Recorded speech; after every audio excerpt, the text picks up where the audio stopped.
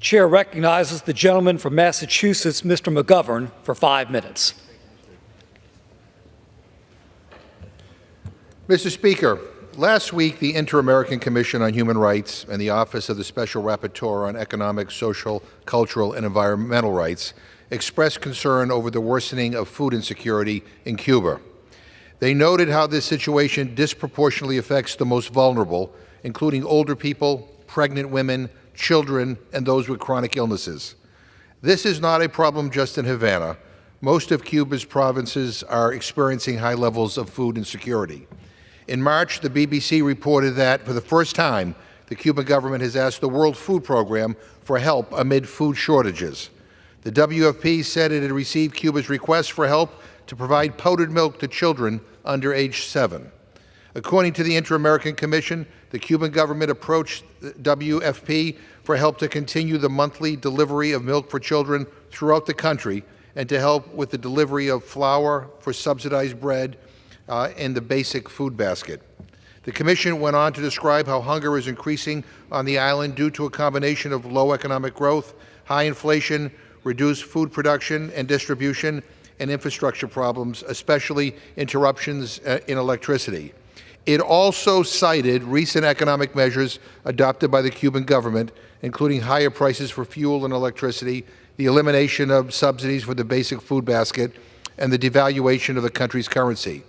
The Inter-American Commission and the Special Rapporteur then underscored that U.S. policies and sanctions are intensifying and worsening the social and economic condition throughout Cuba, and especially affecting the Cuban people's access to food, medicines, and basic necessities. In brief, Mr. Speaker, the United States is increasing hunger and poverty in Cuba. This is being done deliberately and knowingly. It's a human rights violation. It also appears that it is being done with a degree of indifference and callousness that I find shocking. It makes me ashamed. During all my time as a member of Congress, I have fought to end hunger and food insecurity here at home and around the world.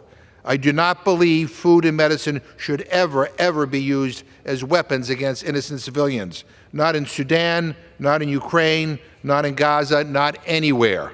And I have coordinated hearings that highlight how governments and armed actors use food as a weapon against civilian populations that they view as adversaries. And to see our own government deliberately imposing and maintaining sanctions that we know make hunger worse in Cuba is unconscionable to me.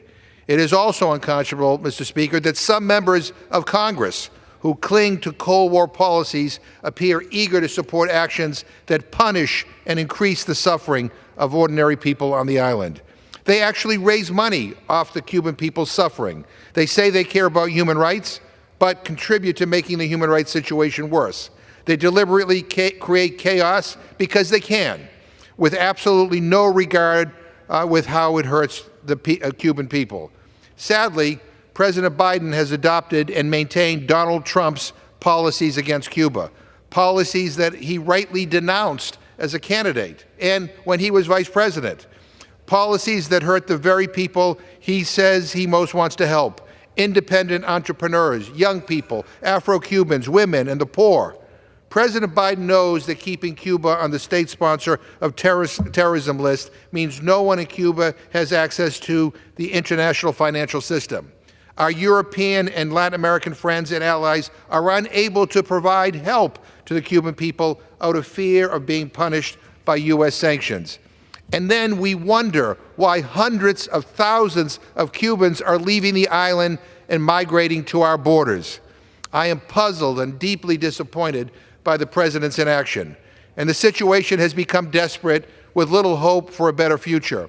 And U.S. stubbornness sends a clear signal to the Cuban people that there is no reason to believe that change will happen.